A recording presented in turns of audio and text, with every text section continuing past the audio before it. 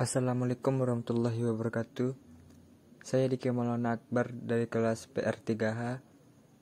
Saya akan membahas tentang bahasa persuasif. Bahasa persuasif merupakan bagian yang tidak terpisahkan dengan kegiatan kita setiap waktu. Karena sudah setiap aktivitas yang kita lakukan membutuhkan sebuah komunikasi. Komunikasi adalah proses peralihan suatu ide dari sumber kepada satu penerima atau lebih dengan tujuan untuk mengubah tingkah laku mereka.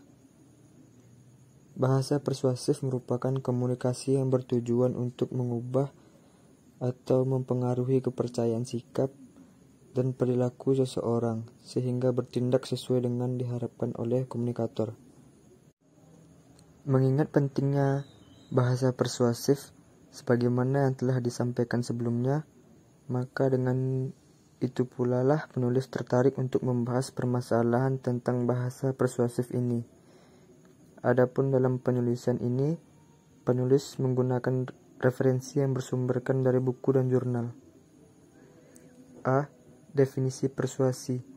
Persuasi merupakan suatu teknik mempengaruhi manusia dengan memanfaatkan data dan fakta psikologis maupun sosiologis dari komunikan yang hendak dipengaruhi.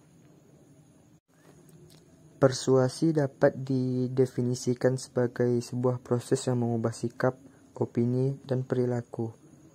Karena persuasi merupakan suatu proses, maka persuasi akan berhasil jika dipengaruhi oleh faktor yang berkaitan dengan seluruh komponen komunikasi mulai dari komunikator, pesan, saluran, hingga komunikan.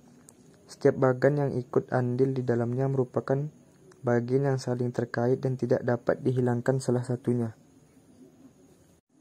Terdapat beberapa faktor yang mempengaruhi keefektifan komunikasi persuasif, yaitu sebagai berikut. Yang pertama, kejelasan tujuan. Tujuan komunikasi persuasif adalah untuk mengubah sikap, pendapat, atau perilaku sasaran persuasi atau komunikan.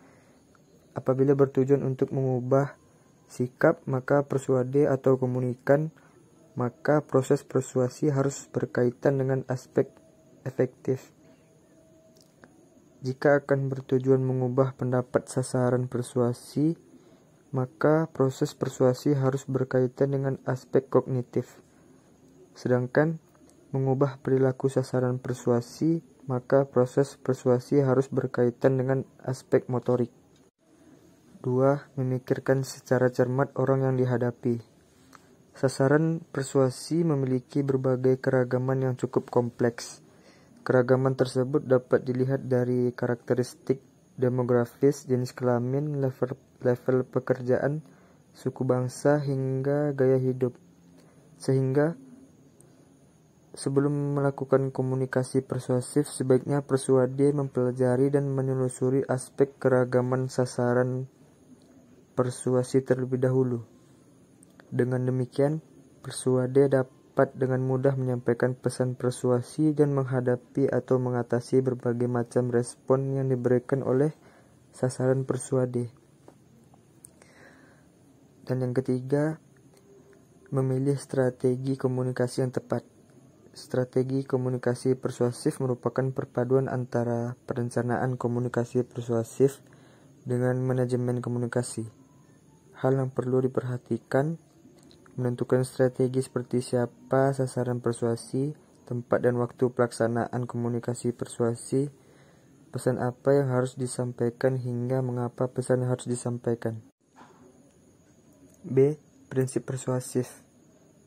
Menurut Little John dan Jabus mengungkapkan bahwa prinsip persuasif terdiri dari: yang pertama, prinsip pemaparan selektif, yang kedua, prinsip partisipasi khalayak, yang tiga, prinsip inokulasi, yang keempat, prinsip besaran perubahan,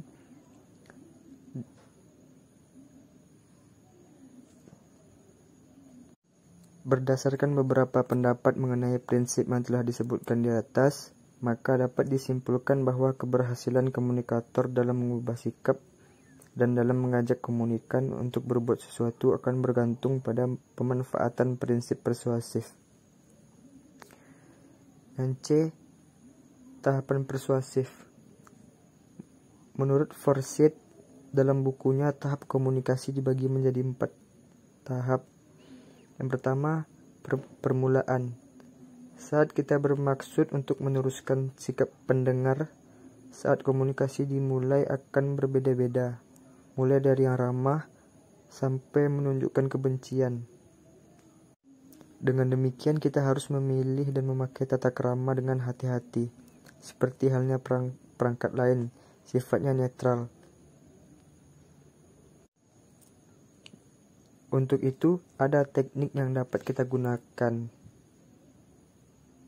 Yang pertama, perilaku secara umum, pertanyaan dan observasi, perhatian yang sama, ucapan pujian, niat baik, reputasi.